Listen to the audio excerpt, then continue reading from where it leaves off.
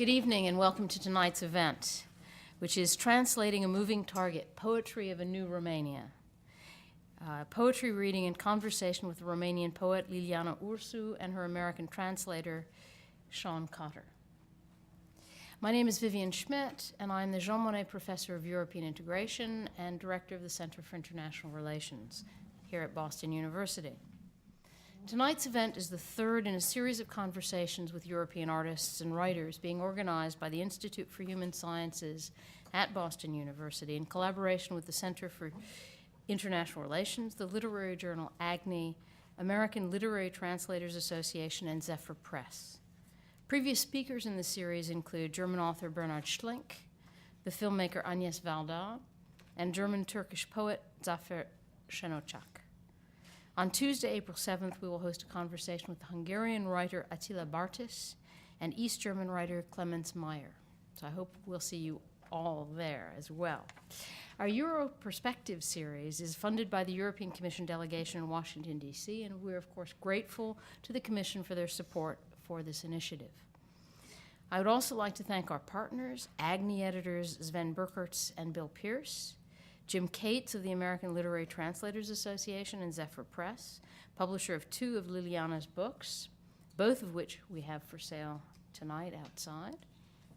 I also like to thank Dr. Chandler Rosenberger in our Department of International Relations, and Elizabeth Amrian, manager of the Institute for Human Sciences and the architect of this series. Moderating tonight's event is Askold Melnichuk. Askold is former editor of Agni, which he founded in 1972 as an undergraduate at Antioch College. He is professor of creative writing at the University of Massachusetts, Boston, and a member of the core fiction faculty of the graduate Bennington Writing Seminars. His third novel, The House of Widows, Grey Wolf Press, won the Editor's Choice Award from the American Library Association of one of the outstanding books of 2008. Askold has previously taught at Harvard University and Boston University, where he edited Agni until its 30th anniversary year in 2002. He is a research associate of the Ukrainian Institute at Harvard, has served on the boards of the New England Poetry Club in Penn, New England, and has been a fellow of the Boston Foundation. In 2001, he received the Penn American Center's biennial Nora Magid Award for magazine editing, as well as Penn New England's Friend to Writers Award. Askold will introduce our speakers this evening. So, Askold. Thank you, Vivian. Welcome to the second of several conversations with important European poets and their important American translators. I'm especially pleased to have this four-way conversation because the translator's role in ferrying literature across languages is too little honored. Yet, for all that, and despite the Swedish academician Horace Engdahl's lament last fall about American culture not participating in the international dialogue of literature, a survey of the scene suggests literary translations are flourishing. Last January, the German poet, publisher, and man of letters Michael Kruger, while visiting Bennington, picked up a copy of the American Poetry Review and the Associated Writing Program's Chronicle and sighed. He said, there was nothing like this in Germany, France, Italy. I can't speak for Romania in the East. Thanks for this, though, are due in no small part to the efforts of literary presses such as Archipelago Books, Dalkey Archive, Grey Wolf, and, most notably, for us, Boston's own Zephyr Press. That translation is thriving is a good sign for the general health of American letters. Surely one reason so much is carried over, which is what the word translation means, into English is because translation itself is a rather joyful, if arduous, practice. One of the greatest minor figures in literature receives only a couple of sentences in the finest of stories about translation, Isaac Babel's Guy de Maupassant. In it, Babel describes a mentor figure, a translator from the Spanish, who he describes as one of the world's happiest men, despite the turmoil of revolutionary Petersburg, because he had a country of his own to inhabit. Before I introduce this evening's guests, I just want to mention our format. After Liliana and Sean read a few poems, we'll talk for a while, then we'll open the floor to questions, and we'll close with some poems. The world, wrote Romanian-born philosopher Mircea Eliade, is nothing but language speaking to us by the mode of its existence. What the world whispers to Ursu, though, is extraordinary. While there are many different strains and voices in her work, the presence of the ecstatic in Liliana Ursu's poems is unmistakable and unforgettable. It's there in the early poems, less obvious in the middle, and dominant in recent work. Even lost in the dark wood of personal sorrow or more public tragedy, she is mindful of regeneration as lyric outbursts counteract or explode her speakers' more angst-ridden or somber moods with reminders that nature is never spent. I quote, "Every stem, every new leaf of mint is a letter. In winter, they nurture words underground. Spring, they compose sentences. In summer, the patches of mint are full-grown poems."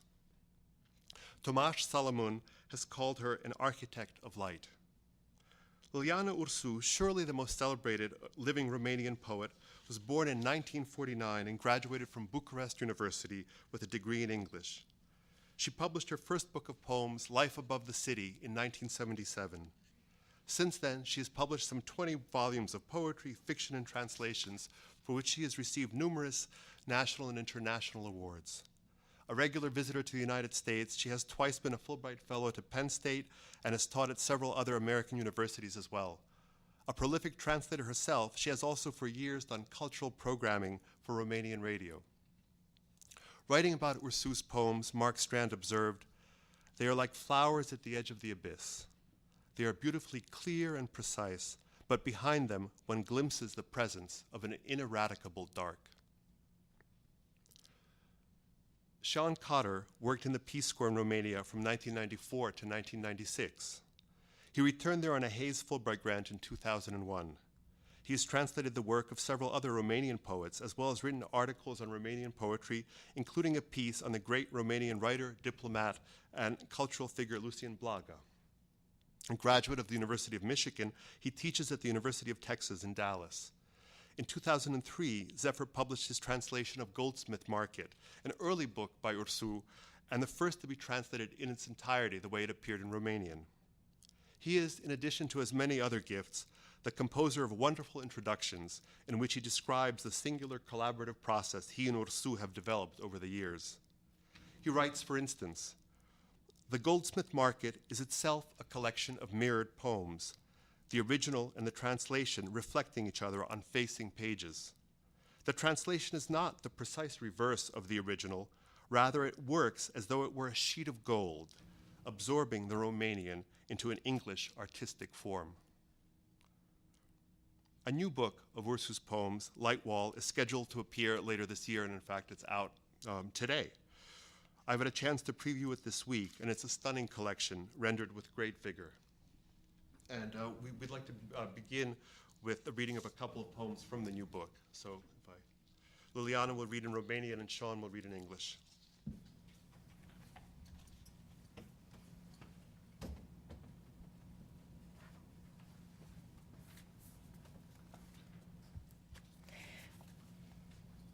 Well, before giving voice to my children, my poems, I want to thank the Institute for Human Sciences, Elizabeth, where is she?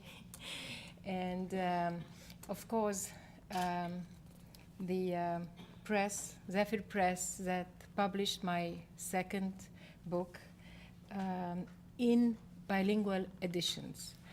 Only another German publisher in Zurich published an edition of my anthology in German and in Romanian. But I'm very grateful that these books show the two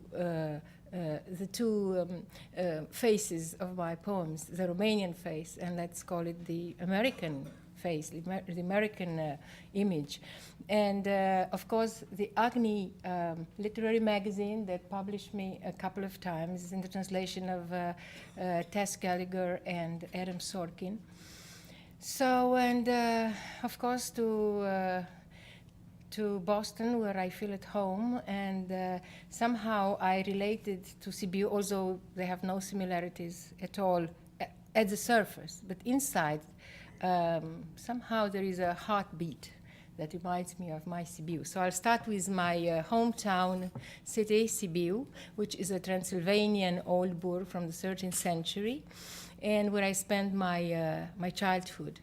And I think it's very important for anybody to go back to the roots, to the native city, town, village, mountain, whatever, river. And I think this is a way of taking the pulse of your own self or selves, and also of getting energy again. So this is a poem called Gingerbread with a Mirror and Sibiu. And I think I'll read it in Romanian and then I'll ask Sean. And of course, last but not least, I want to express in public my gratitude for his great work, on my poems, his patience with me and with my poetry. And as Pushkin used to say, that reading poetry in translation is like smelling flowers through a blanket. Well, it's not the case of Sean's translations. He managed to turn this blanket into a very thin veil, and I thank him for that again. So here is a poem. You know, the gingerbread that we all were given as children, where sometimes this gingerbread can have a little mirror inside it. So it's a metaphor here about the mirror and the gingerbread and the place where we belong, where our hearts started to beat for the first time. And Sibiu has many towers, you know, it's a medieval town. Actually, I'm writing a book on towers, the towers of Sibiu and the towers of Visby in Gotland in Sweden. So that will be my next book, hopefully. Turtă dulce cu oglindă și Sibiu. În turnul scărilor am viețuit cândva, pe când treptele lui uneau orașul de sus cu orașul de jos, cetele îngerilor cu cetele stelelor. Pe vremea aceea scriam tratatul despre iarbă și despre suflet, care este un abur închis într-o lăcriță a inimii pusă acolo de bunul Dumnezeu. În turnul sfatului când viețuiam, eram pictorul cel cu nume de împrumut, care abia născut am fost dat pe fereastră unei străine care mi-a dat un alt nume puternic de urs, înșelând astfel chiar moartea. În turnul arhebuzierilor eram pe rând soldat, poet și pasnicul focului. Pândeam crivățul și austrul, vântul cel lin și vântul frunzit cel ce dezgroapă colțul ierbii și mugurii din coaja copacilor bătrâni. Dar de venit pe lume, am venit în turnul grădinii de pe strada Balanței la numărul 10, cu coacăzele și agrișele ei ca niște note pe partiturile lui Albinoni, pe care mama le asculta în iernile prea lungi și prea albe și prea cărunte. În turnul păsărilor eu nu am urcat nici când, doar înfriguratul profesor pensionar, cel care purta totdeauna iarna păsări pe sub haine să-i țină de cald inimii lui, mai ales inimii lui atât de bătrâne. El urca pe treptele din pene și ne povestea despre cum a fost el botezat în somn la o mănăstire din munți.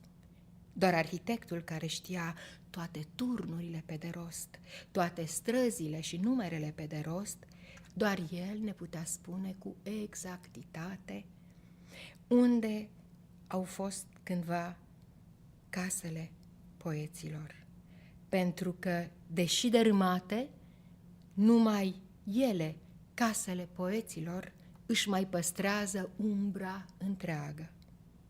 Cineva care ridică mai întâi umbra unei case și apoi casa, ne-a dăruit frânghia lui cu noduri, câte unul pentru fiece inima timpului, și apoi ne cerea să-l uităm, așa cum mi-a cerut și violoncelistul acela care mi-a sărutat urechea prima oară, aveam 14 ani, spunându-mi că e o scoică în care doar el aude marea.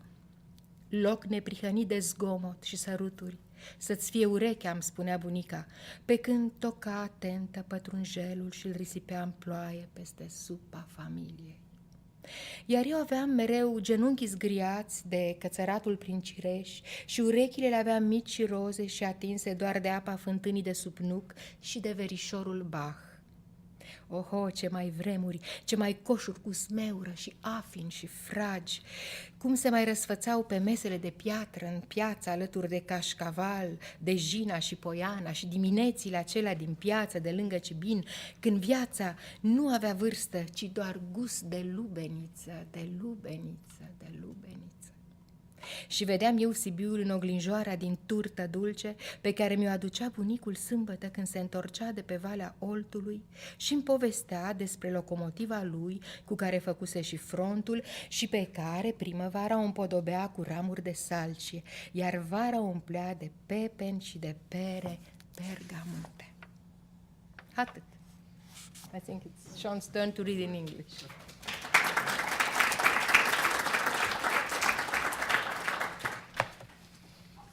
It's wonderful to hear the music of that. Even it seems almost seems a shame to translate it, but here you go. Gingerbread with a mirror and Sibiu. I once lived in the tower of stairways, whose steps linked the city above to the city below, the flocks of angels with flocks of stars. I wrote a short history of grass and a treatise on the dark mists of the soul, kept in a jewel box heart by the Lord.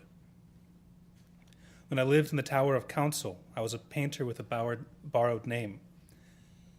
I was a newborn left on a stranger's windowsill. He gave me a powerful name, a bear, to trick death. In the Tower of Musketeers, I was, in turn, soldier, poet, and fire watchman. I followed the north wind and the south, the sweet wind and the leafy breeze that discovers the teeth of grass, and the buds from the bark of old trees. But when I came into the world, I arrived at the Tower of Gardens, number 10, Balance Street. Gooseberries and bilberries, like notes from an Albione recording, my mother played through the 2 long winters. I have never climbed the Tower of Birds, where the professor retired, who carried birds beneath his suit coat all winter, and climbed the stairs of feathers. He told us he was baptized in his sleep in a monastery in the mountains. Only the architect knows all the towers by heart. Only he could tell us where poets lived. Knocked down long ago, they still have their shadows intact. The person who builds the shadow before the house gave us his rope knotted once for each of time's hearts, and then asked us to forget him. Just like the cellist who first kissed my ear. He told me he could hear the sea inside its shell. A place unspoiled by noise and kisses may your ear be, my grandmother once said, while she chopped parsley and let it shower over our family soup. My knees were always skinned from climbing cherry trees. My ears were small and pink, touched only by water from the well, beneath the walnut trees, and by my cousin, Bach. What times, when heaps of raspberries, bilberries, strawberries lazed on stone tables, beside wheels of kashkaval from Jina and Poiana, mornings in the market near Chibin, when life had no age and tasted like watermelon. I saw Sibiu reflected in the gingerbread mirror that my grandfather bought on Saturdays on his way back from the old river, and he told me about the locomotive he drove to the battlefront. In spring, he crowned it with willow branches. In summer, he filled it with melons and pears. Will we talk?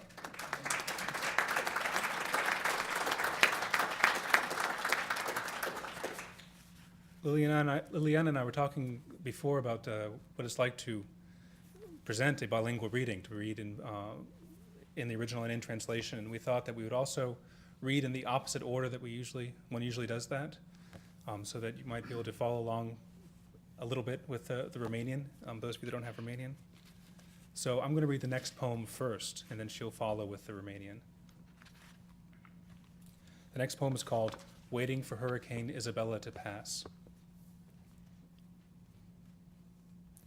On my table, the art of poetry, lives of the Egyptian saints, and the coffee from Starbucks I drink every morning. with eyes lost at my American window.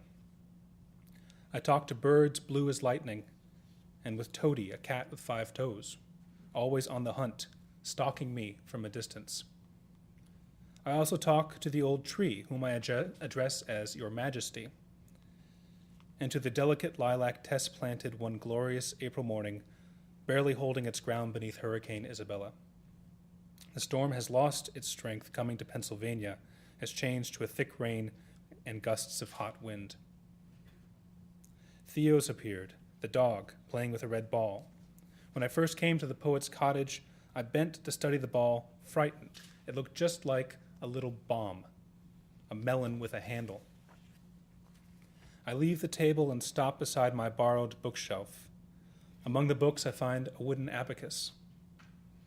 And suddenly I'm 5 years old, in a kindergarten in Sibiu, at the corner of Gustarica and Balanța, bent over the abacus, blue ribbons braided through my blonde hair, learning to add by moving the red balls, more fascinating than stars in the sky, learning the abstract with patience and curiosity. Even now in Bucharest, in a drawer with love letters from my father to my mother, I have a small transparent box with my braid and blue ribbon that mother kept like a relic in a scented chest of drawers. I run suddenly to the window, and the train's coming, I shout with all my heart, and throw down the abacus, and the children follow me into the yard, behind the school's wooden gate, to the real tracks and real train, just like here in Louisburg, right through the backyard of the poet's cottage, where squirrels and rabbits play among the wooden ties. At the end of my American street, a lazy river passes, the Susquehanna, and I can make out the enormous bridge that connects the city with woods in Northumberland. The telephone rings, and a man from Sibiu tells me that the train bridge in that city has been destroyed. And so, here and now, I raise it again, stone by stone, word by word, and the people in Louisburg are surprised to see beside their bridge another, smaller, with smaller cars and smaller shadows and smaller storms. A bridge where a little girl in pigtails and blue ribbons crosses every morning, holding her grandmother's hand, walking to the cathedral in the center of Sibiu.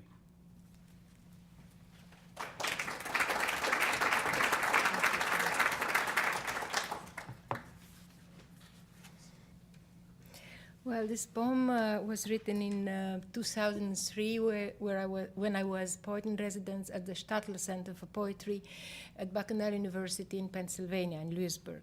And they announced tornado, and of course I was very scared, and the poet's cottage was very beautiful but had no safe basement, so I prayed. Then I went to buy a lantern. There was nobody on the street, strong winds, but they said it's very important because it's electricity failure, it's important to have a lantern in your house.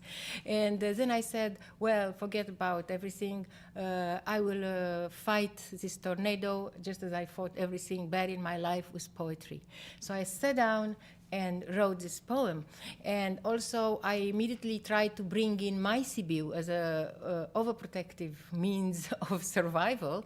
And I did it because just 2 days before the tornado, a Romanian, a friend of mine who was at that time in America too, and he said, well, I just got news from home that they pulled down, they demolished the bridge over a railway station and the rails in Sibiu, and that was a bridge that I crossed with my grandma every time we went to church or to go where we went downtown. And also I love to take walks by the rivers, and here in Louisburg there were 2 bridges, one for trains and one for passengers and for cars and passengers. And always when I stayed on that bridge, I said, oh wow, what a big bridge.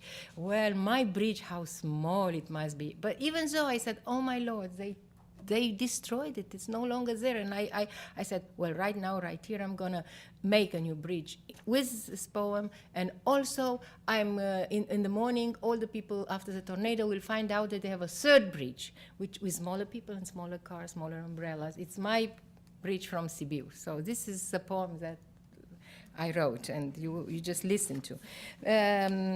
Maybe I shouldn't read it. It's very long in Romanian. Are there any Romanians here beside a wonderful friend and poet and translator? So there are. So shall I proceed and read the whole of it? I don't know. I don't want to. Okay? Okay, I will. If not, I'll do an English poem too, so to prove that I know some English anyway. Așteptând să treacă uraganul Isabela. Pe masă, cartea cu arta poeziei, patericul egiptean și cafeaua Starbucks pe care o beau în fiecare dimineață, cu ochii pierduți pe fereastra mea americană, în dialog cu păsările flăcări, cu păsările albastre, cu fulgerul, cu motanul todicel cu 5 degete și mereu la pândă, urmărindu-mă de departe, așteptând să apar cu cana cu lapte. Și mai stau eu de vorbă și cu bradul cel bătrân, căruia mă adresez respectuos cu maestate, dar și cu firavul liliac plantat acolo de tes, într-o glorioasă dimineață de april și abia ținându-se în picioare sub uraganul Isabela, care și-a pierdut totuși forța până aici în Pennsylvania, preschimbându-se într-o ploaie moleșitoare și în rafale de aer fierbinte pe care le-a înghițit cu lăcomie în Florida. Dar iată a apărut și câinele Teo, jucându-se cu mingea lui roșie pe care am studiat-o speriată în prima mea ieșire în curtea casei poetului. Semăna atât de tare cu o mică bombă, un fel de pepene așa de lubeniță cu mâner. Și căutând eu mai departe, mă ridic de la masă și mă opresc în dreptul bibliotecii de împrumut de aici. Printre cărți descoper o mică socotitoare din lemn cu bile și deodată am doar 5 ani și sunt în grădinița din Sibiu, Gușteriței, colț cu strada Balanței, și învăț tocmai a socoti, mișcând bilele roșii mai fascinante decât stelele de pe cer, învățând abstractul cu răbdare și curiozitate.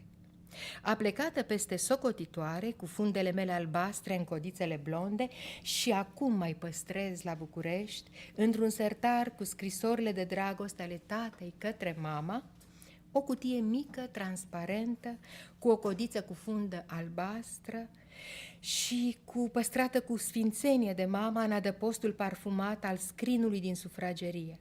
Și deodată alerg la fereastră.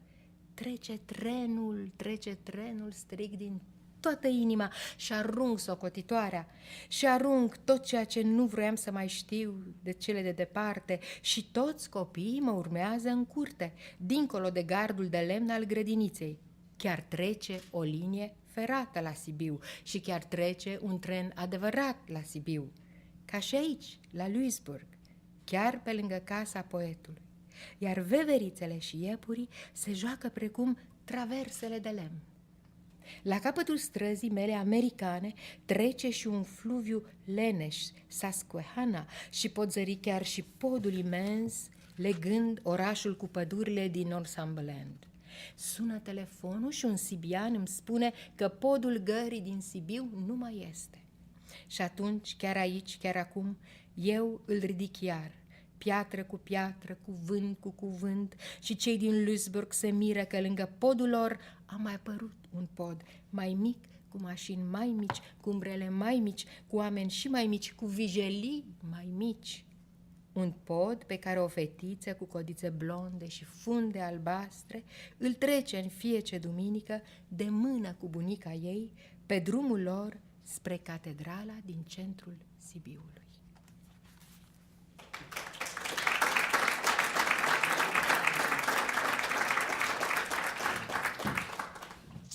So I feel like we have been transported already, and I'd like to keep taking us back there, if I may, for the first couple of questions. I'd like to know a little bit more about this fabled city.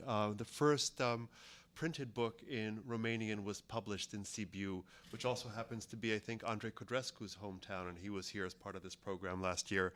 I wonder if you could tell us a little bit about the city and about your family, what it was like to grow up there. Well, it's so beautiful to look through the window and see Boston and see also the towers of Sibiu and Strada Balanței. And and the beautiful old walls from medieval walls. It's extraordinary because it's very well preserved. The center it has never been touched by anybody, no demolishings and anything, and it has a unique. I'm sorry, I don't have maybe I have in this book. It's a bridge called the Bridge of Lies, sorry, and it's many people go there, and I remember that once I crossed it and I was with my grandma, and she said, if you have ever told a lie, this bridge will collapse and you will fall. So, and I was like going or not going. Exactly. I was and then many years after, I asked my son, I took my son to Sibiu, now he's 28, but he was like 3-4 years old at that time, and I told him the same story. I said, this is a bridge of lies. If you have ever told a lie, watch out, because this bridge will collapse. He will look like this. And then he went. Of course, he lied a lot, but he walked with such sureness. He was so. It's a beautiful city. It was a cultural capital of Europe in the year 2007 for a year. So a lot of performances, symphony orchestras, and exhibitions, and operas, and poetry readings took place there.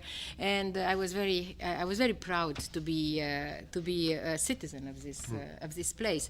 Well, I was born there, and I spent my first years there with my grandparents, because my parents had already moved to Bucharest, but they lived in a small, tiny apartment that they had to share with other people. It was tough times, and so they let me stay with my grandparents, and went to this kindergarten there. And my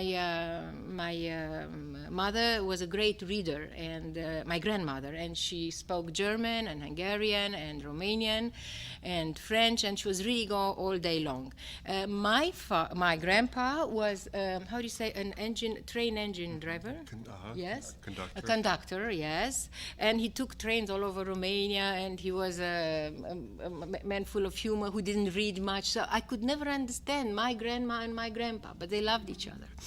And also then I heard my grandfather told me an amazing story, and I said, I must go to America. All the time it was communism. Everybody said, you are crazy, how are you going to make it to America? You'll never get there. I said, no, I'm going to make it, because my grandpa didn't make it. He was engaged to my grandma, but he sold everything he had, land and the belongings that he had, bought a ship ticket to go to the States with other 3 boys. There were 4 men. And but he made the mistake to let my grandma come to the railway station to say goodbye. And of course, he couldn't leave. They embraced, and they said, I cannot leave. I cannot go to America. I was supposed to go to Pittsburgh. And then he lost everything.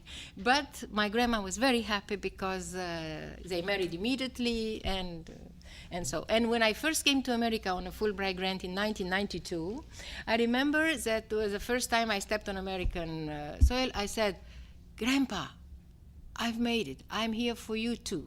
Of course, he was dead a long time ago, but he understood, And so somehow, and before getting to America, my father bought a car. In Romania, in order to buy a car in communism, you had to wait for years. And suddenly, he was announced by a letter that he can go to another town far away from Craiova, where they made these cars, and that he can go and take the car. And of course, you had to give something to that man in order to get the cars that you wanted. So I remember he bought a package of some Kent cigarettes, and I went. It was hard to get butter, so I went and I stayed in line for hours to get to different shops to get like 10 packs of butter, so that my father could have the colors that he wanted. It was the color of butter, of course, our car. And then he asked me, I can't drive it. Can't you come and help me? It was February. It was very slippery. Come and help me, and we'll drive together back to Bucharest in your car. And while driving back to Bucharest, he said, well, you are the poet. I'm an engineer. I was a mechanical engineer. And he said, you must give a name to this car. And immediately I said, Amerigo. I said, oh my God, from all the names on the earth, why Amerigo? Because Amerigo Vespucci discovered America, and this very car will take me one day to America. Okay, I want to tell you that only my father, Ioan Ursu, that I keep his name. This is Ursu means bear, and it's my father's name. And since he couldn't have a boy as he wanted, but I said I'm going to carry his name on all my books. So Ursu is my father's name, and I keep my promise. So he said, everybody said, oh, you're not going to make it. But only my father believed, and he said, I trust you, yes, you'll make it. And the car will take you to the airport. So when it comes, it happens. And this was in 88, and in 1992, like 3 or 4 years after this, I received my Fulbright grant, and of course, my father took me in Amerigo and took me to the airport.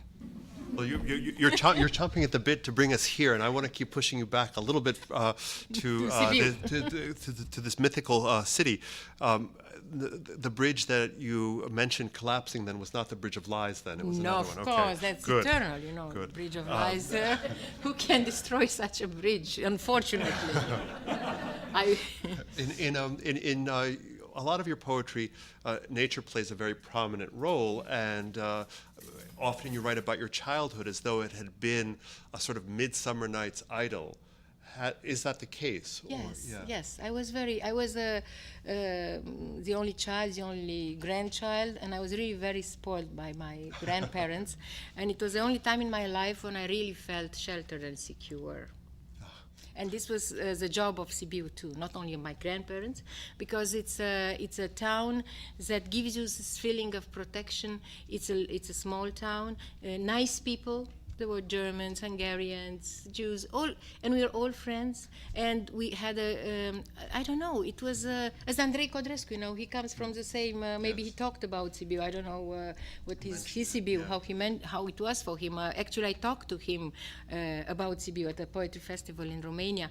And immediately we connected. When we said Sibiu, we were like, you know, right. we knew it was our island. It's an island. It's an island. And I think that we all have our islands, and artists, most of them live on islands, you know, and Sibiu is an island, Boston can be an island, I think, and if you don't have an island, why not? You can always build it through a poem, through a painting, or just closing your eyes and saying, this is my island, and I'm happy. And build a drawbridge that you can draw up at the end of the day. Exactly.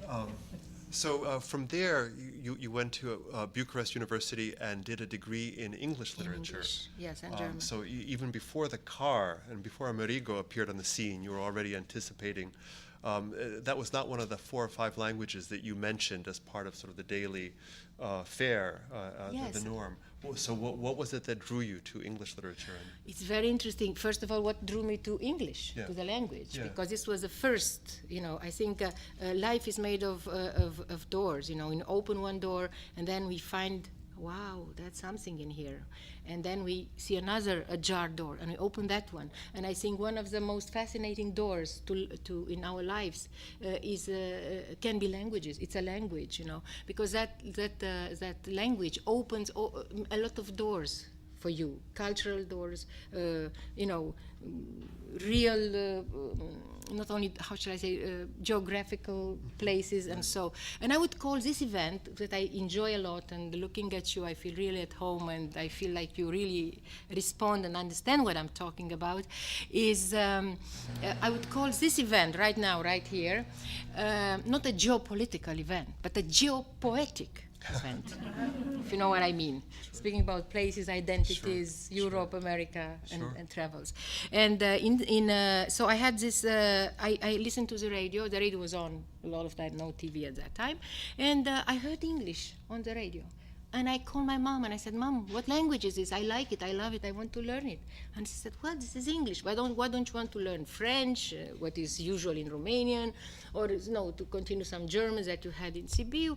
No, this is what I want. And I was 11 years old, and she found me a teacher of English, and she was awful, and she used to beat me like this over, and to put try to put something, to put a pen in to make me say with, and it was awful. And I came home crying, and I said, I don't want to see this lady, Mom, again. And actually, she wants to me do these things, and she doesn't pronounce correctly. It's not like on the radio. And then came into my life Professor Karol Maszek. And he's dead now, but I owe my English to him. He used to be a very rich man, but he lost everything. And he used to have, business connection with New York. So before the fall of capitalism and communism. And he had a wonderful wife. And the same story, because he was married, had only 2 children when communism started. He returned to Romania and, of course, lost everything. He didn't go to prison. They had 2 children. And you know how they could make a living? She was talking about languages and doors and opportunities, and so he taught English for 10 leis, which is nothing per class, 10 lei era ora. And she taught German. She had like a German kindergarten in the house. And due to English and German, to their languages, they could put some bread and food on the table for their 2 children. And he had, I will never forget, on his desk, he had a postcard with New York, with the skyscrapers in Manhattan. And for us, it was everything. Said, you see, if you learn English, you'll get here. I promise you.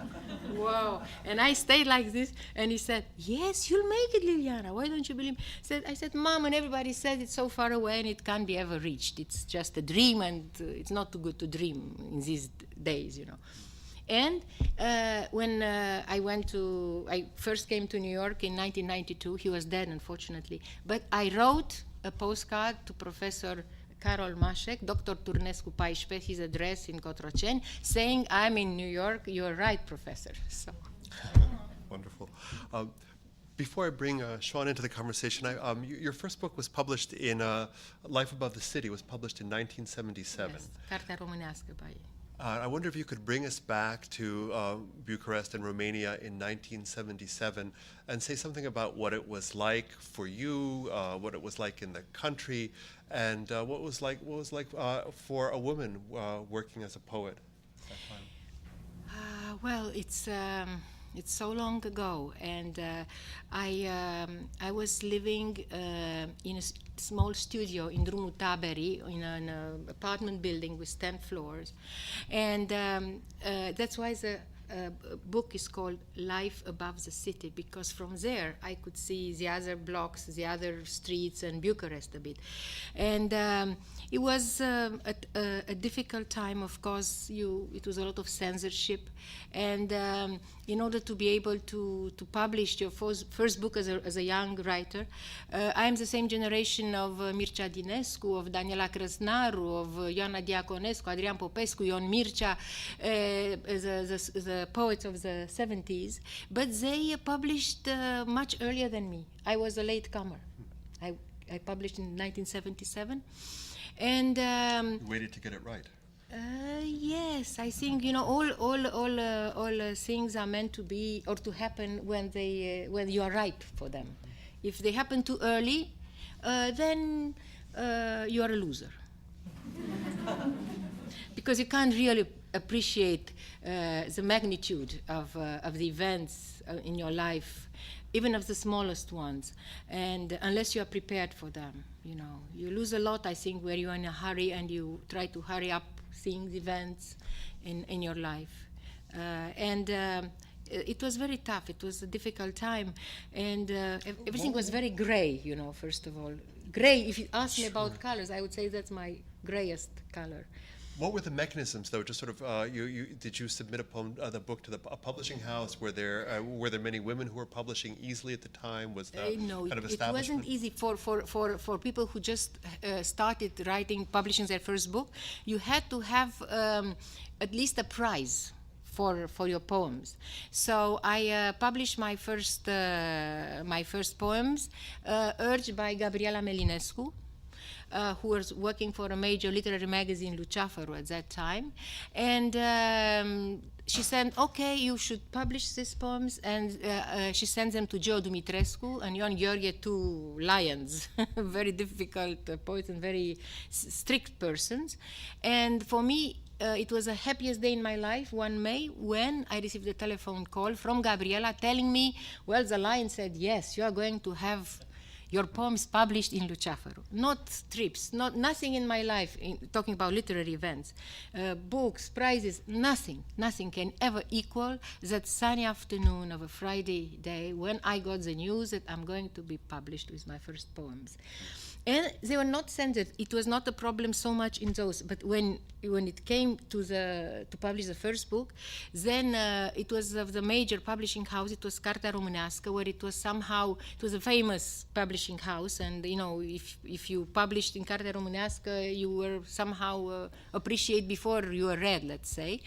And but of course, the people working for the publishing house, they were okay. They were not censoring you. They were just working aesthetically on your text. But then they sent your book to a commission of censors, people who were just like bureaucrats, I think, with a red pen here and a black pen here, and they started to cut out anything that they thought it was dangerous for the party. You were not allowed to say certain words, to be too dark, and so on and so forth. And I was not one of the writers to write for the party or even for Romania, patriotic things, because I said I never want to be ashamed in front of my child. I didn't have children at that time, but I wanted to have clean books, and that's how they are.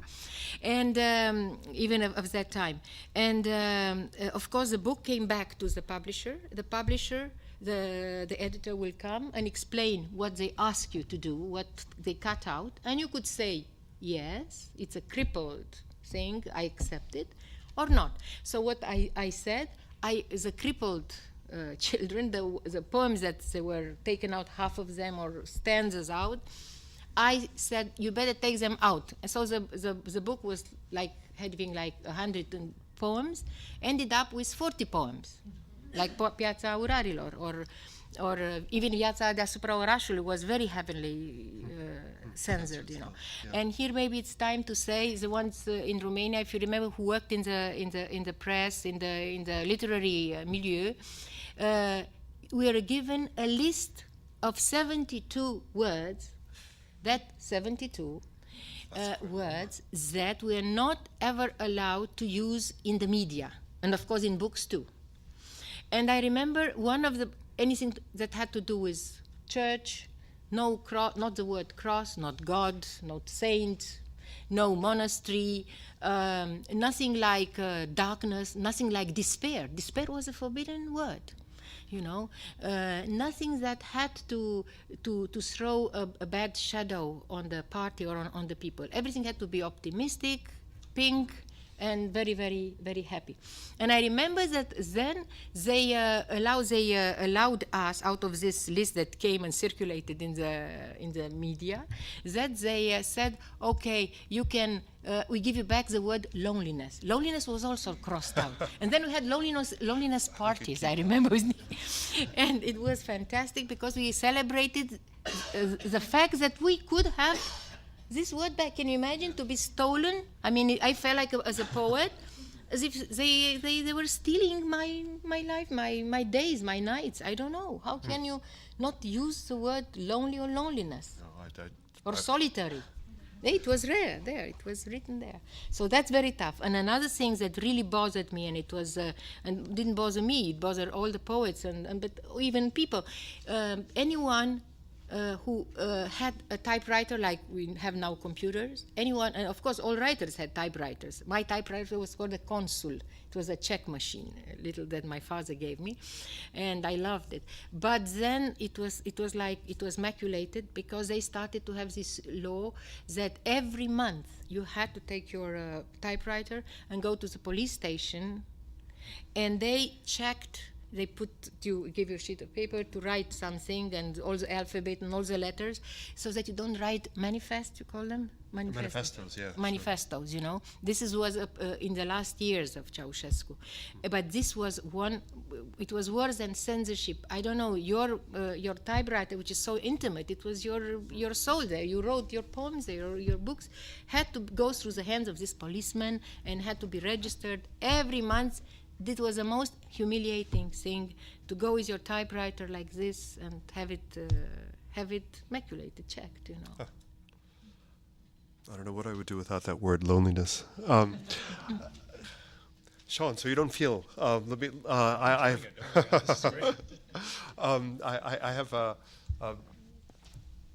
kind of.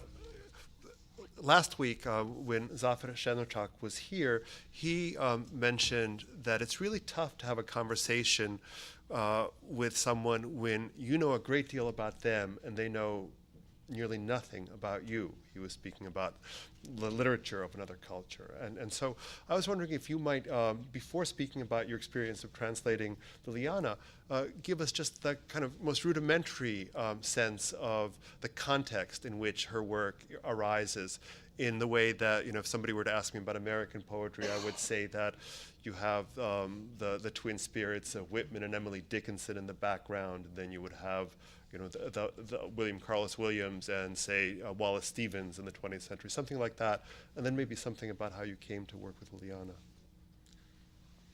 Yes, I mean, to do the portrait without actually using kind of landmarks that folks might actually know about. You know, so not, you can think about Romanian poetry as being some of the most cosmopolitan poetry that you've ever experienced. In other words, it's very steeped in European traditions. These are poets who knew Baudelaire very well. I'm thinking about the 20th century in all. Knew Baudelaire very well, knew Rilke very well, and went through. Liliana is part of what I think is the second great flowering of Romanian poetry in the 20th century. The first would happen before World War II, in which we had this explosion of writers, including Lucian Blaga, who's already been mentioned. Writers who were connected somehow sometimes with Sibiu and took refuge in Sibiu during World War II around the goldsmith market that Liliana writes about. So you have this great explosion of writers that includes names that you might be familiar with that became famous in the West, like Mircea Eliade, who Ascolt's already mentioned, or Émile Cioran, E.M. Cioran, Cioran, as we say in French, Ionesco, Eugene Ionesco. These are all pre-war writers from that first flowering. And then there's this difficult period that comes when the decade of the beginning of communism, in which the censorship that Liliana was describing is imposed. And so we begin this round with the entry of the Soviet Army in 1944, beginning of the communist period in 1948. And this goes up, the Soviet Army is in one way or another in place in Romania until 1958, which is an astoundingly long period in which you can see the actual control just by looking around at people, the presence of the military. And then there's this remarkable flowering in the generation that Liliana says that she's a latecomer to, but really a very important member of, around the end of the 1960s and the 1970s. This is a period in which, due to certain changes in the way the literature was circulating in Romania, there's all these new possibilities for authors. There's a greater room for poets to be poets, essentially, poets to write about aesthetic objects. If you compare this with poetry from the 1950s, during this dark period that I was talking about, literally, if you go and read the journals like Romanian Life, Viața Românească, you'll see poems that are called things like The Two Tractor Drivers. I kid you not. This is Cei doi tractoriști. And these are all poems that have this socialist, realist intent to describe people building the new Romania. And these are all relentlessly positive pictures of people plowing the fields, building skyscrapers, smelting metals, and working energetically for the new Romania. But they're astoundingly dull as poems. And with the changes in the political structure in Romania, these poems were that project of poetry, that project that poetry had to fulfill this requirement, was relaxed somewhat, and so you have like the poets that Liliana was mentioning, this incredible flowering again in the second part of the 20th century, and so just briefly. Also a lot of circulation of international writers. So again, Baudelaire, Rilke is a very important presence for one of the major figures, Nikita Stănescu. A kind of reintegration of Romanian poetry with the major currents of European poetry. How did modernism enter into the current there? Were there Romanian poets living in Paris or in London, or were the poems getting there via magazines? Or before the war, Before the World war, War yeah. II, yeah. Well, I mean, Because I know there were translations done of the modernists, right? oh Prior yeah, to the war, yeah. There are lots of translations. I mean, it's also the case that modernism eventually arrived from Romania. If you look back to some of the canonical figures of modernism, you're going to talk about Tristan Tzara and his Dadaism. And Tristan Tzara was the ambassador of particular spirits of kind of this experimental poetry that was already happening in Bucharest. So there's it works both ways, right? It works. I mean, and these aren't obscure people. Tristan Tzara is a person that many people have heard of if you've read any Dada poetry. But yeah, Romania's always had very tight connections with Paris, in particular, and with Berlin, and so there's a lot of interchange. The area that Liliana is from, Transylvania, was Sibiu is in part a German-speaking town. It's also called Hermannstadt. Right? This is one of the original 7 German-speaking towns from German settlements archaic German settlements from the 14th century. So there's always been this interchange. And there's one other kind of slightly cheeky, but I think actually true thing that can be said, is that when you're in that kind of position, when you're have a sense of yourself as being part of Romanian culture, being part of European culture, but you're located on the periphery of European culture, you end up having the surprising cosmopolitanism because you need to be aware both of yourself, where you are now, but you're always aware there's another place too where things are happening. Whereas if you live in Paris, you might be forgiven for imagining that there is no world outside of Paris. And so you end up with a surprising kind of provincialism in the capital and the cosmopolitanism in the province. I'm not sure that you should be forgiven for that. I was being generous. What was it that made you personally aware of life outside the so-called mainstream, and what led you in '94 to take your trip in the Peace Corps to Romania? Take your tour there. Well, I didn't choose Romania at all. Romania, maybe it chose me. I had no idea where Romania was when I found out I was going to be going to there with the Peace Corps. I was teaching Spanish, and I told the Peace Corps, this is a Spanish speaker. I really should be sent to some place where, for starters, they spoke Spanish, and it being a governmental organization, I went to Romania. It was better than Kazakhstan. That's where they first wanted to send me, but there was the stamp was wrong on my it was a mistake, a clerical mistake. I could have gone to Kazakhstan. And that's where the Russians tested nuclear bombs, and so it might be a very nice place, but I'm kind of wondering if I would have had the same experience. But anyway, so I went to Romania pretty much into the dark, and I knew very, very little. Actually, I didn't know nothing, which was a problem. I knew a little bit, which was worse than knowing nothing. Actually, I had this impression. For example, I'd read Codrescu. I'd read Codrescu's account of Sibiu and going back to Romania after the revolution.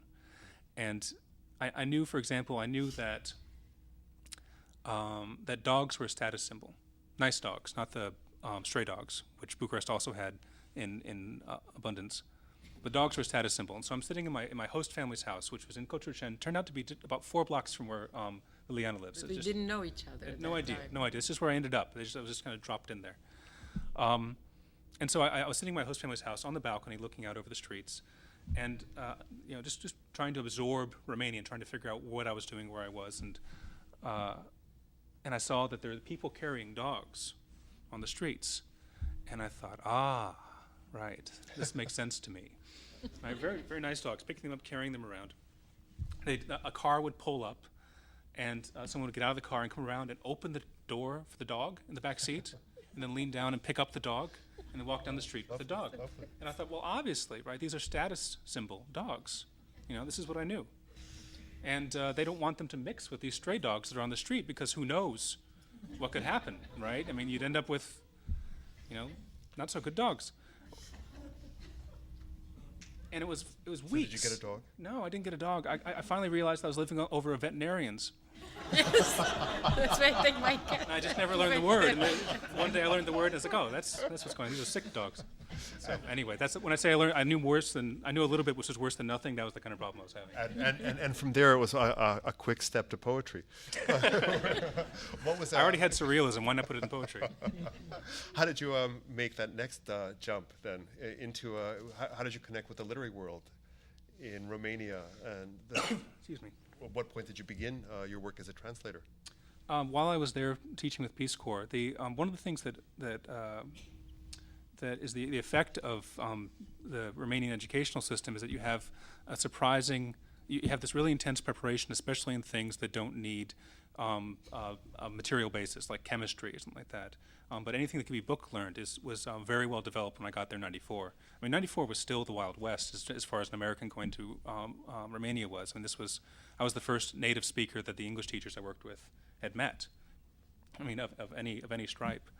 So I was working at a high school, and because you had this super production of literature people, the people that were at the high school were much better trained in literature than any. What do you mean super production of literature? Just lots and lots of people being pushed through the system. Right? And then where do they go? Right? There's only so many literary journals that you can staff, and the high school teachers that I taught with in Bucharest were astounding. These were people who had the preparation of college professors, and they were working with me. And so effectively, what I did was I learned from them in the breaks between classes, which are kind of mercifully long. I went over there with a piece of paper and I said, "Who should I read?" And they would tell me these names, and then I would go out to the used bookstores and show this list to them, and I'd get the books and come back and I talked to them about the books that I'd been reading.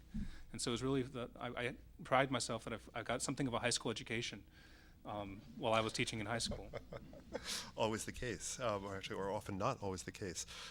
So how did you first come upon Liliana's work?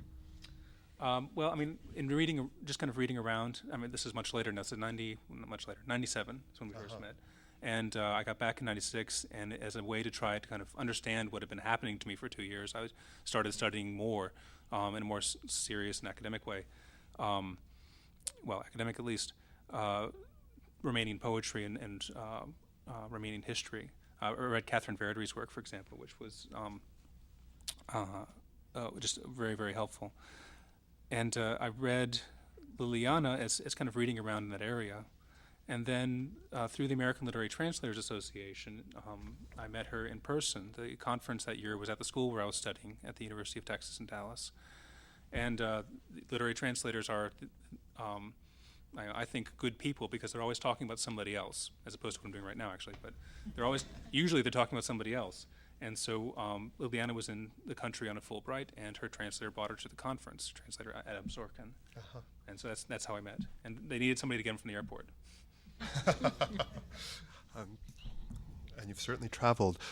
You have a wonderful introduction to this new book in Translating a Moving Target, and I wonder if you could then bring us kind of even closer in to the process that you and Liliana have developed for working together.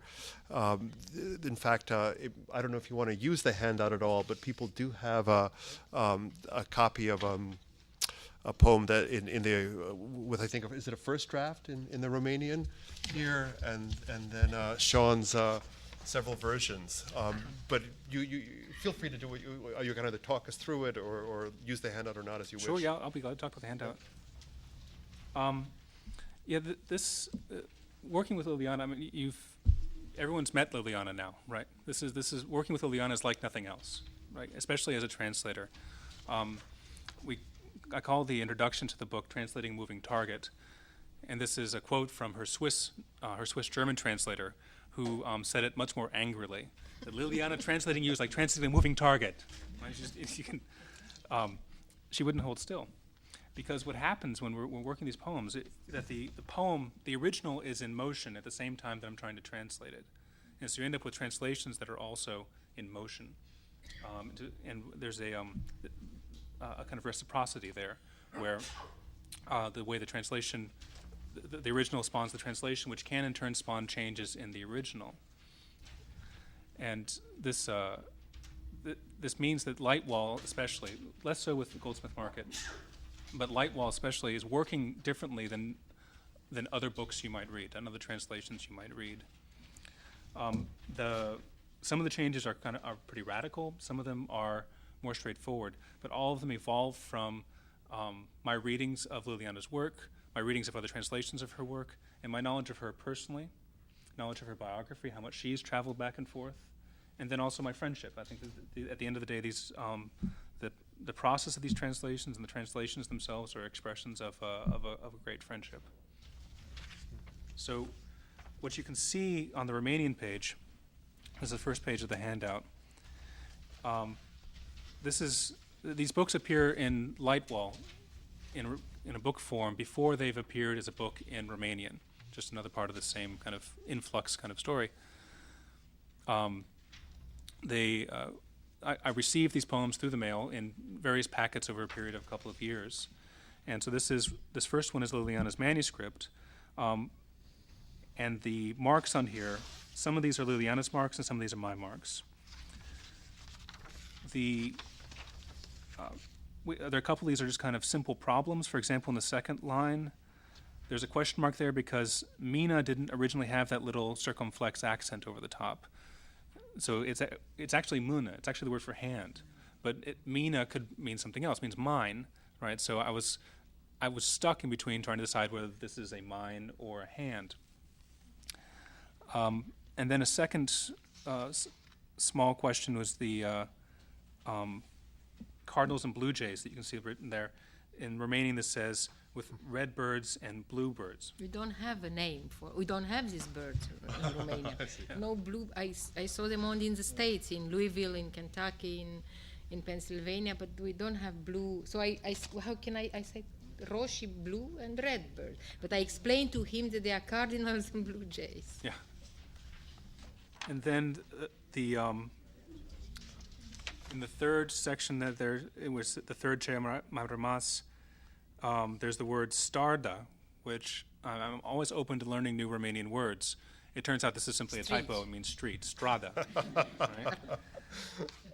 And then there's a line that's cut out, and then there's the question mark at the end. I put a question mark there because I was wondering about that question mark.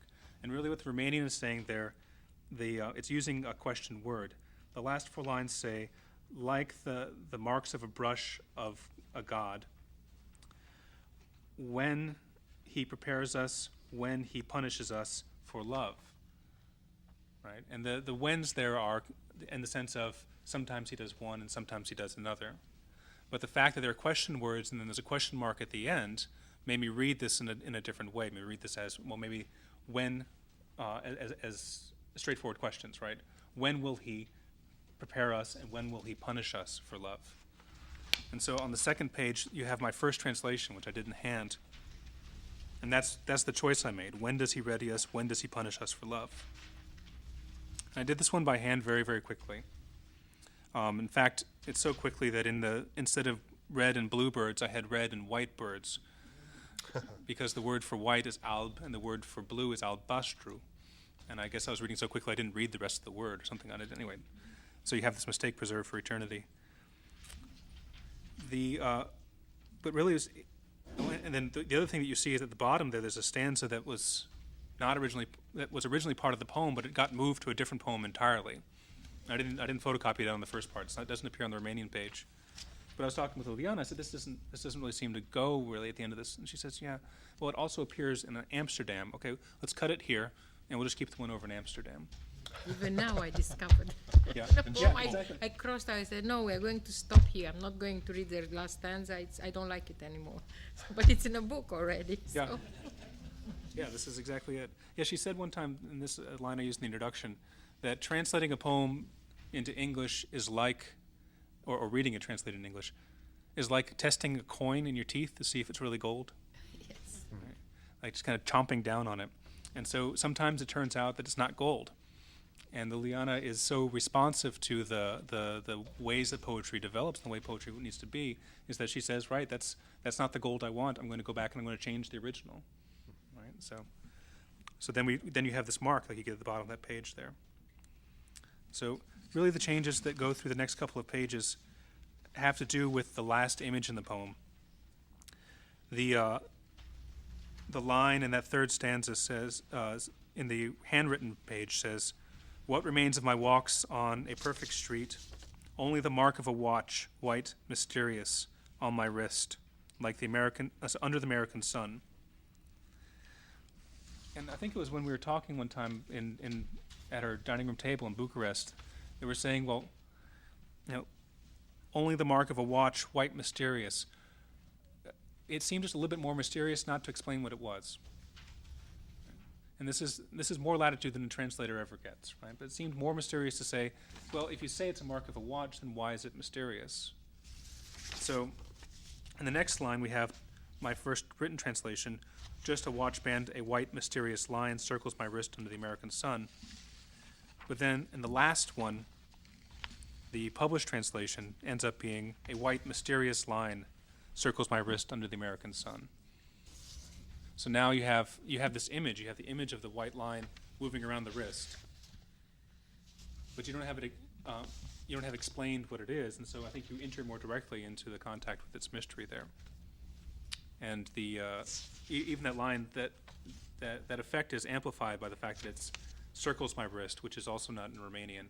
This is a little bit more concrete version of what's happening there. So you can actually see the god making this white line. Fortunately, it's a paintbrush and it's not a knife going around the wrist in that area, but it's something of the same sense of danger. What am I hearing there? Yeah, exactly. Yeah. Knife instead of a brush. Anyway, and then it becomes like the brushstroke of a god, and now we don't know exactly, but it's simply a modifier instead of being a question. Who will ready us? Who will punish us for love? One hopes no one. That perhaps that image of the knife rather than the band leads me into my next question for you. Before we talk about the new poems, which I'm really eager to get to, I have just one question about your an earlier book. I think it's maybe a selected poems, "Angel Riding a Beast," which you did with Bruce Weigel, also a terrific American poet. Yes. And there's a sequence of poems in the middle there that are include mention of Randall Jarrell, Yes. and there's Sylvia Plath.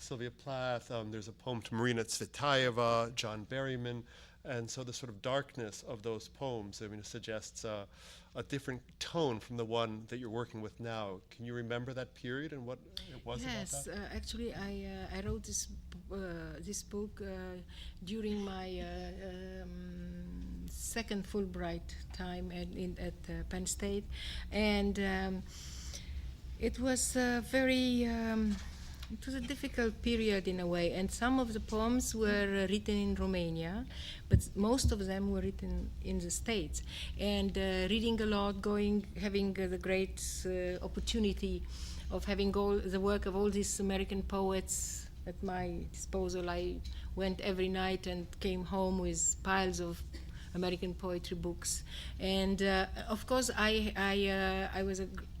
admired immensely Tess Gallagher, Brenda Hillman, Denis Levertov is one of my favorite writers, poets, but also Robert Haas, let's say, Mark Strand, Derek Walcott was here, Sure. but then these poets that committed suicide, Yes. and somehow I felt like just like rebuilding that bridge in the demolished bridge in Sibiu, and rebuilding it in America over the Susquehanna River. It's like trying to resuscitate them, like to give them a second life, to save them. Of course, it was terrible. It was a terrible act. They must have been very despaired, and poets often are. And I thought, and I needed, I don't know. They So it was just not an- came it was into not an into my readings and I was so shocked that I said, oh, and I thought a lot about them. I thought before about Sylvia Plath, and of course Tsvetaeva also committed suicide. Right. And so all these four writers somehow visited me there. And I felt like communicating with them and somehow absolving them of the. So it was a literary visitation. It was not part of the Yes, atmosphere yes. of No, in no. Romania or anything. Okay. No, Yeah. I don't think so. No, Good. not at, or of America. It was Right. just, like we have poets have so many cells and so much imagination, and sometimes we are really visited by not like in a movie, the spirit of the ghost of, not at all, but you talking about translation. I do myself a lot of translating. And I think it's a fascinating act. It's almost like writing. When I cannot write, I translate. Who are And some of the writers you immediately, translate? Diane Wachowski, Martin Booth, Eliot, Sylvia Plath, either in books or just like 10, 15 poems for literary magazines. And 15 years ago, I started on Romanian NPR, let's say, equivalent of a public radio. I've been running a program, a Sunday evening program of 30 minutes dedicated to world poetry. I call it the Meridians of Poetry. So how I did this program, just to force me to translate every week a poet, or some poetry. And I invited another Romanian poet. I was a host and I had a guest. And I said, you choose whoever you want. Eluard, you can choose, I don't know, Ungaretti, whoever you want, or Eliot or Pound, or only 20th century poetry I did. And I chose my own poet. And then for 30 minutes, I translated and read 7 poems of that poet. He would read his 7 poems of his poet, and then we'll get into conversation. Why did you pick up Eliot? Why did you pick up Edith Södergran or Kilesmark, or I don't know? And then it was very interesting because we were really, starting a real dialogue and talking not only about the 2 poets that we chose, the foreign poets, but also about our own work and life.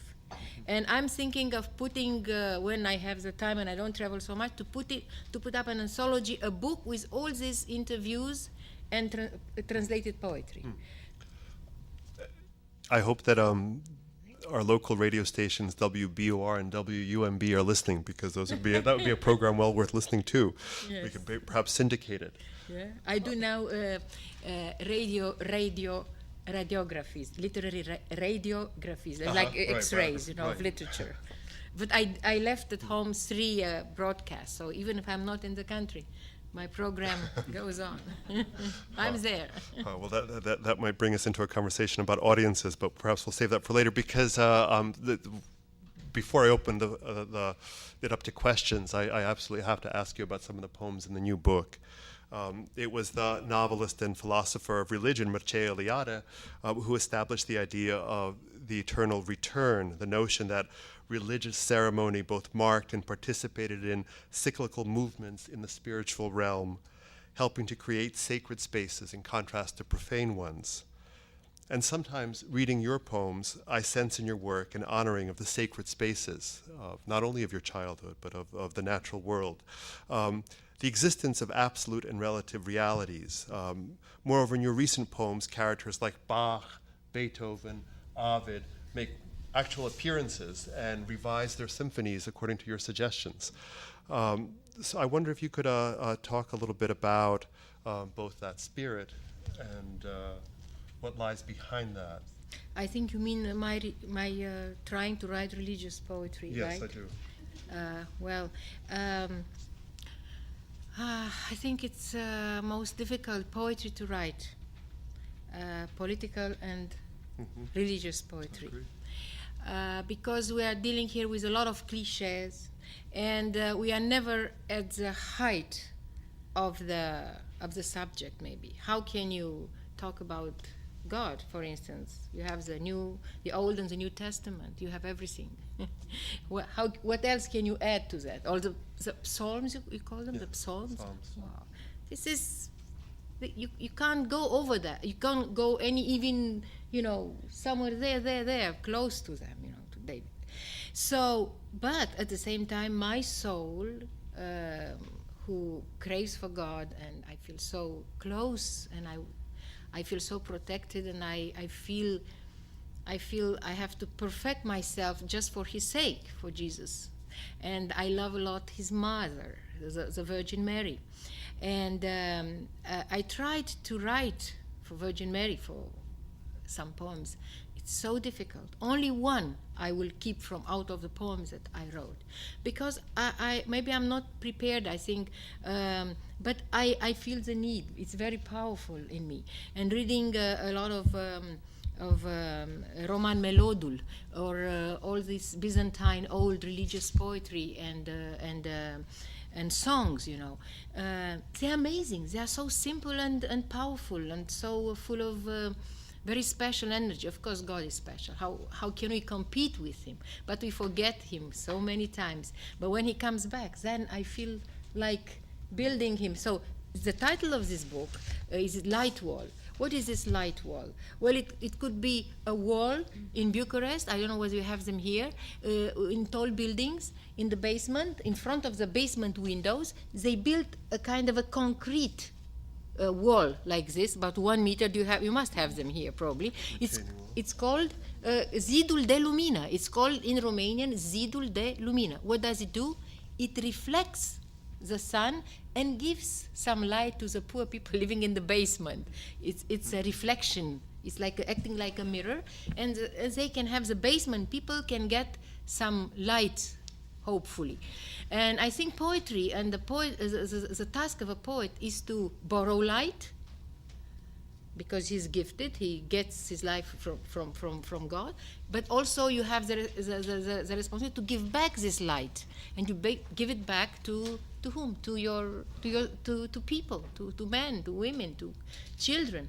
It's very hard, but this is a task of a lifetime, and in this way you can perfect yourself, because otherwise, if you don't have any evolution, moral and religious evolution, then I think. What am I here for? I mean, I'm asking myself a lot of questions. I think everybody does. And sometimes I find the answers and not. But anyway, I try through my poetry to build a wall, a light of wall, to give some shelter, some protection. If one of my readers feels happy or feels less unhappy after reading a poem of mine, then I can say, yes, it worked out. It's worth writing. It's worth going on. Also, it's not easy. All the writers know this. But at the same time, it's a great thing. So and then the book also, and my evolution in poetry, I started from these light walls, metaphorically speaking, the light walls for basements, something very low and very earthly, and then I'm trying little by little. To reach like a bird, to go higher and higher, and to reach the real light wall, which is God, and which are His saints. And Sean knows, at my place I have a room. I'm Orthodox, and I have a room where I have a lot of icons where I stay. And Sean said, well, that's your light wall. Why don't you photograph it? Or son can photograph it and send it, maybe put it on the book. But from all the light wall, they chose only an icon of St. Paul and St. Peter. You see, they are here, that I have. It's an old 18th century icon painted on glass from Transylvania, from around the villages where I was born, near Sibiu. The only thing that I have to reproach Sefer Press, and excuse me, but I was so upset when I saw above the saints in praise of Liliana Ursu. I said, my God, I can never show this book home. I can never look at it myself. How can I put my nothing name above these two saints. And I even asked, I emailed immediately Sean, and I said, please tell them to take it out. He said, sorry, the book went into print, it can't be done anything. And then ask them to put a white label on all books so that my name doesn't come out and in praise of and here. Here is enough, you know. And he said, okay, so he promised on his books, he had all this, my name covered with a white sticker. So, but the saints forgave me. I really prayed. I said, please, St. Peter and St. Paul, so how can I put my name above you? Please forgive me. And I think I was forgiven. I hope so. I know you were forgiven for writing poems like the one I hope you'll read to us now before we take a few questions from the floor. Concerto for Vasily the Monk. Okay. You want to do Yeah, it first? I'll do it first. Can I do this one myself in English? Do you allow me? Yeah. Okay, so this one is going to be done only in English, okay? And I always ask permission. I said, I want to do one poem because usually I do all my readings in English, you know. And somehow I feel like I'm away from my English language, and I feel like to get back quickly to it and read, even if it's not the best reading. But one poem I'll do only in English, and this is again connected with America. And I was listening to a famous symphony, and then the poem arrived because I was also I was reading the lives of the saints, and I read about an old monk from the Mount Athos. Mount Athos was invaded a couple of times by Turks, and they were burning everything. So this man wanted to save the Bible and the manuscripts of the monastery, and to save a young, how do you say, scribe? Scribe. He was a copyist was the name of the young monk. And the old monk took him on his shoulders and ran away with him just to save him, you know. And it's a true story. I mean, this was really taken from the life of the saints. And I was very impressed with the story. And listening to this music, this poem arrived after this combination, this rainy day in Louisburg. Concerto for Vasile the monk. On the radio, the Imperial Concerto. Beethoven is desperate to hear crickets sing once more before he dies. He lives in hiding as a fisherman on the Danube in Sulina. From time to time, Beethoven crosses the ocean with me and lives, still hidden, in the poet's cottage on Malcolm Street, number 5. He sharpens my pencils, turns on my computer in the morning, dusts my paintings, and cuts my lawn. But most of all, he prays with me, and I read aloud my son's letters, new poems, or moments from the lives of the monks. Today, I told him the story of a Coptic monk, just 17, saved from the Ottomans by Vasile of the monastery of Zografu. He lowered him down the cliff in a basket of fish and bread and hid him in his cell by the ocean. When the Ottomans reached his cell, he hid him in a burlap bag and carried him on his shoulders, avoiding the mountains, to a hut far away in the forest. The monks were amazed at the old man's strength. He smiled humbly. This brother was lighter than the quill with which he writes. Words set rightly are wings of clarity. When I read him the story, Beethoven insisted on changing the name of his concerto number 5 in E major, opus 73, from Imperial to Concerto for Vasile the monk.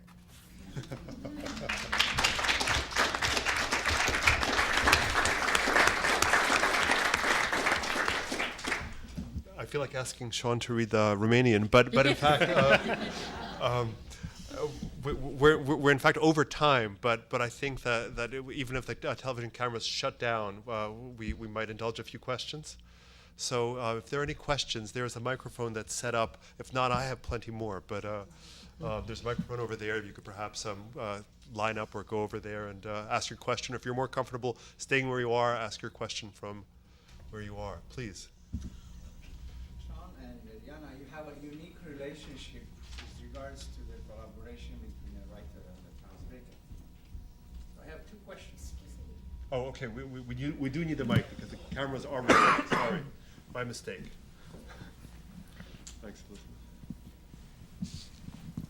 Elizabeth. The questions I have for you are as follows. First of all, do you allow for a feedback loop after you, Sean, have done your translation, whereby Liliana could actually look over your translation and catch things that were due to poor typing, for instance, which led you to astray to a different sense than the original one?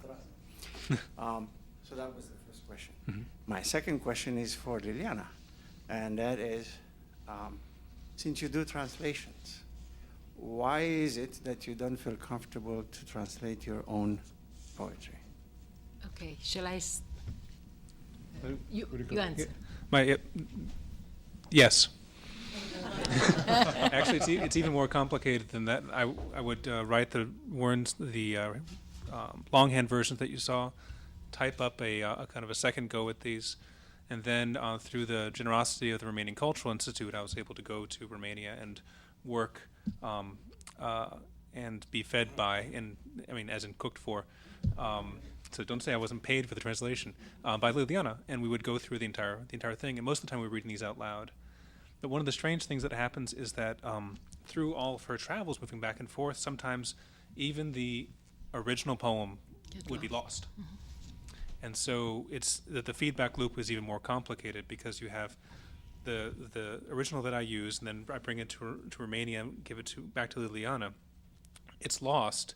The one that's published is either an earlier version of the poem, so not precisely the current version, not the one that gave birth to the translation, or in a couple of cases, it's only in 2 cases actually, it's the English translation put back into Romanian again, which is then just a fourth, Yes, it happened. 5th version of the poem. This summer, he wrote me. I was on a residency in Gotland, in Sweden, and I received an email. Well, the book needs this poem, the Archangel Summer, and I said, well, I don't have it. I'm in Sweden, and then I tried to remember that I didn't have. I called home. I asked my son to look through, and it wasn't. It got lost, I didn't. So I said the only solution is, please, Sean, send me your translation, and I'll retranslate my poem into Romanian, and that's what I did. That's where this is actually much truer to Liliana's life, and truer to Liliana than a standard translation would be. Given the opportunity, I would lose poems on purpose. I would, not quite, but I would. As unusual as our process is, I really find that it's the only one that makes sense for this project. And I wouldn't claim that all translations should be done this way, but I think that these should be done this way. I think the advantage of being alive as a poet is you can check your translations. After you're dead, they can kill you. It can end up like in Hamlet, everybody dead. The poems, the poets, the poem and the poems and the poet. But as I am alive, I can still check the translations, and that's why I always ask my translators. It's a problem now that I have these 2 wonderful ladies who translate me to Swedish, and I cannot check what they are doing, right? Because I don't know Swedish, but with English a little bit I know. You ask me now, yes, second question, why don't I translate myself, correct? Yes, that's it. Well, first of all, I'm not a native speaker of English. No matter how well I speak, how much I stayed here, or I read, and so, I'm not a native speaker. And you have to be. I think even poets who lived here, like Brodsky or Miłosz, they never wrote in English. They wrote their essays they taught in English, but they had translators, right? Miłosz had Robert Haas and Pinsky, if I'm not mistaken. And I don't know about Brodsky, who was his translator here. A number of people, right? Excuse me, I'm not comparing myself with them, but I give you an example of poets, great poets, not poets like me, who did this, they never gave up their language. You're born with it. You cannot, I could never, actually I must admit now that I wrote some poems in English while in America, but I'm afraid to show them to anyone. I don't know how good they are. But what I did, I'm very lucky with Sean, because Sean knows Romanian, so he translates and then we just check the translations. But Adam Sorkin, who is a translator of Romanian poetry, and is a wonderful translator. And I said, this book was translated. So I do the first draft. I did the first draft. I gave it to Adam Sorkin. Then Adam Sorkin worked on it. Then he sent it to Tess Gallagher. I was very lucky to have her work on my poetry. And now another book is going to come out, translated by Tess, Adam and myself. And then, of course, Bruce Weigel, when I arrived at State College, he said, I know I read some poems of you, and I want you, if you write any poems while in America, I'm here for you to translate them. And that was the most amazing experience, because he said, every Monday we meet at my office. We have the offices on the same floor, and you come with the new poems, and we translate them. And I was like a schoolgirl, and I said, my God, Bruce will say you didn't write anything, but you said you'll write a book while here. But it was very interesting. So, and this is Angel Riding a Beast. But so we met with a new 2 or 3 poems.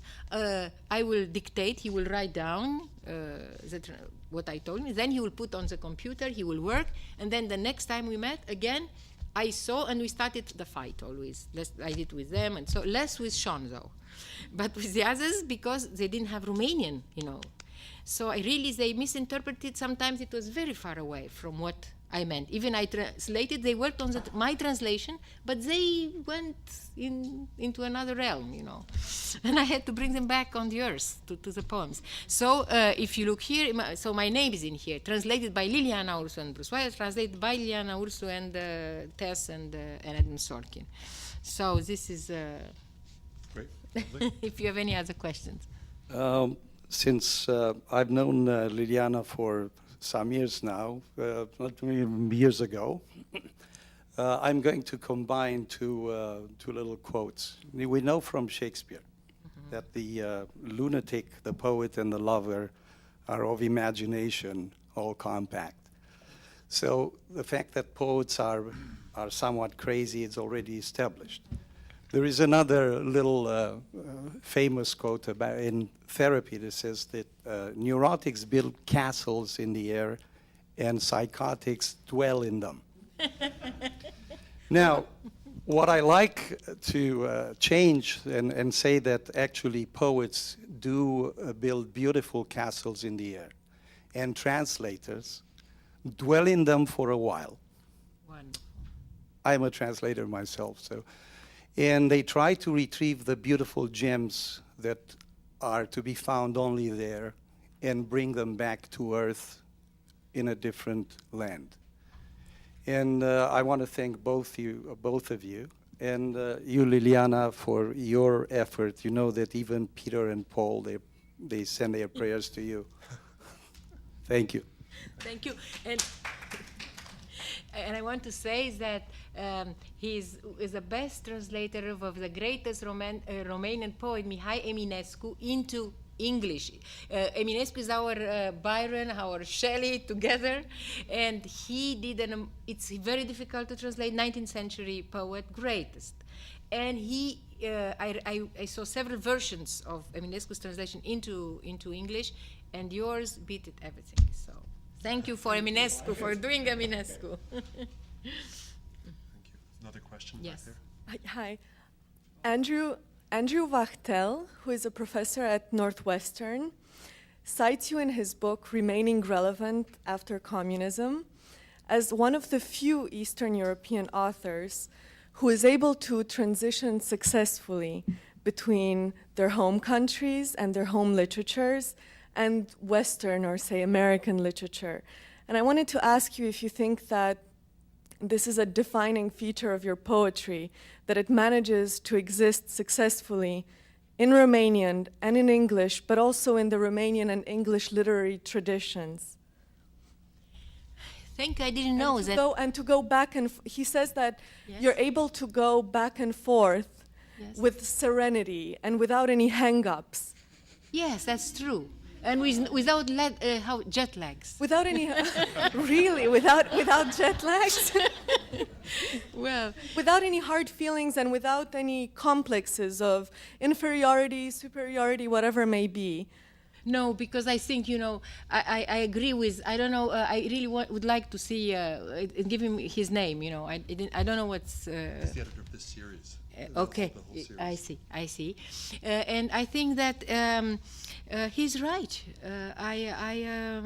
But this is a gift from above. This kind of power of how do you say? It's a question of adapting yourself. And I think I'm very adaptable. I'm here honestly, and I miss Romania, and so I'm in Romania and I miss America. It's very strange. I mean, it's like because in order for poetry to work, you need nostalgia, you know, and missing two countries makes you twice nostalgic and stronger as a poet, you know, and also gives you serenity and peace.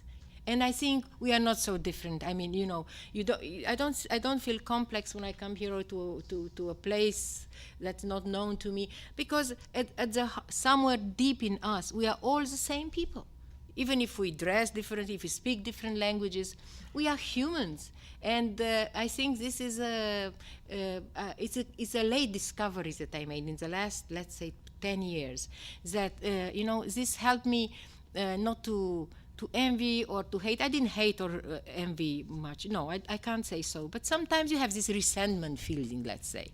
And I read an actress said, well, somebody said, everybody gossips about you, but you never gossip. She was a Hollywood actress. I can't remember her name. And he said, I'm like over 40 and I can't afford a new wrinkle. You know, and hatred or envy or gossiping or judging, this only adds wrinkles. These are nothing, the wrinkles that we have here. Fear the wrinkles that you have here. And if you are here, try to work on you and you get your peace, and then you really get rid of not of problems, because problems and sufferings makes us grow. Without suffering, we wouldn't grow. We'd be just children, spoiled children. But suffering, we have to assume suffering just as we assume joy. Am I stealing your psychologist?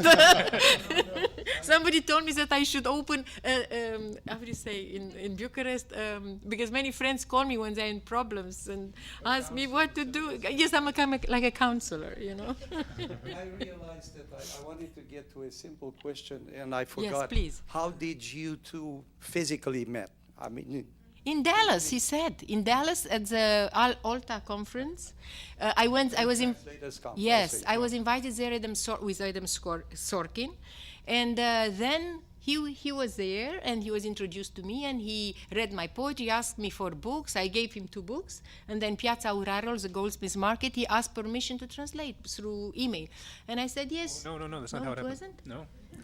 But you I think it was this. The first thing you said to her? Do I remember the No, first thing I can't. said? I remember what in the conference, the Alta conference. Yeah, you know, it's probably bowing. You know. Yeah. No, actually the Piazza Aurarul is a different story. The Goldsmith Market, that first book came out. It was Liliana's idea that I translate this. She says that there's been stuff chosen from all these other books, but this one's really my favorite. You know, of my early works, would you consider doing this book? And the brilliant thing, that's going to end up being a pun, I guess. The brilliant thing about that book was that it was printed in gold. The paper, the original copy, the original 1980.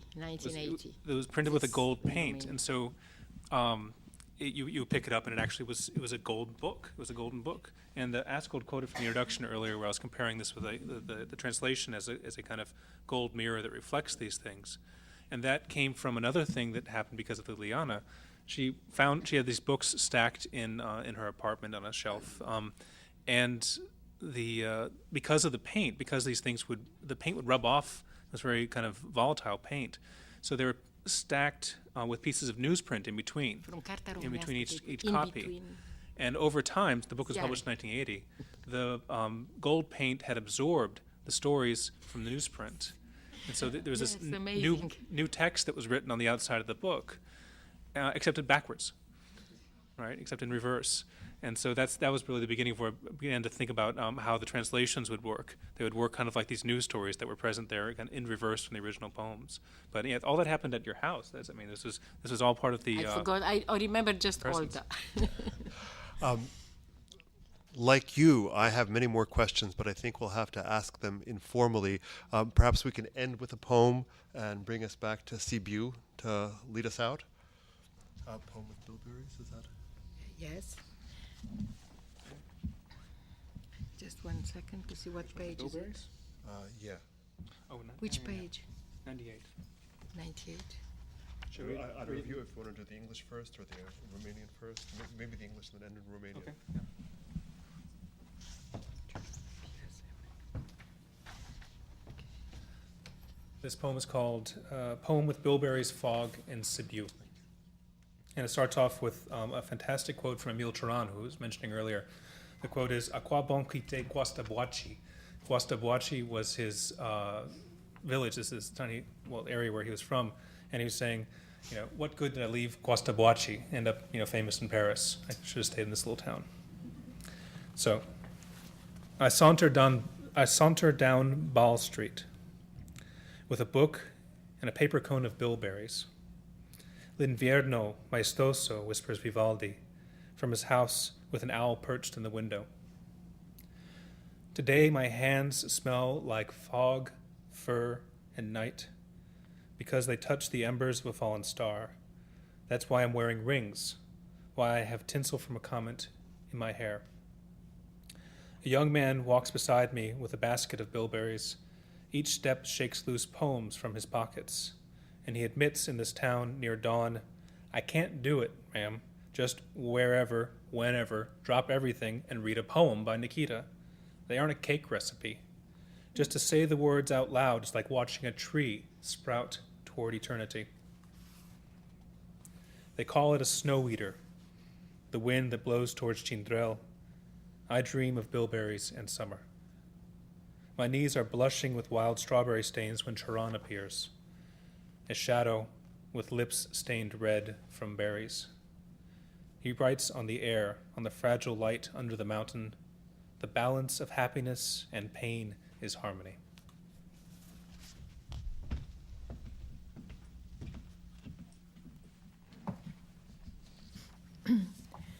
Poem cu afine, cu ceață și Sibiu. A qua bon chite coasta boaci, Emil Cioran. Cobor încet pe strada balului, cu un coș de afine și o carte. L'inverno maestro, șoptește Vivaldi, din casa lui cu bufnițe în ferestre. Azi mâinile miros a ceață, a cetină și a noapte, căci au atins o stea căzută. De aceea port pe degete inele și în păr beteala ultimei comete. Lângă mine merge un tânăr încovoiat sub coșul lui cu afine. Din buzunare îi curg poeme și îmi spune trist în burgul dinspre ziua: nu pot citi oricum și oriunde, Doamnă, o poezie de Nikita, că doar nu-i rețetă. Rostirea ei un fel de brad, țâșnind așa spre veșnicie. Dinspre Cindrel, când suflă mâncătorul de zăpezi, visez afinele și vara și oastea mea de vorbe cristaline.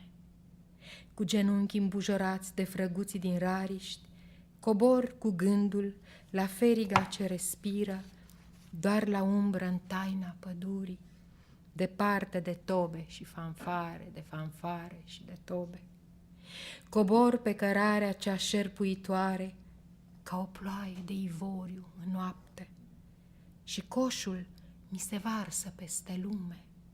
Și atunci își face apariția o umbră, Cioran cu buzele pătate de ultimele afine, și scrie în aer, în frageda lumină de sub munte, proporția dintre bucurii și dureri devine armonie.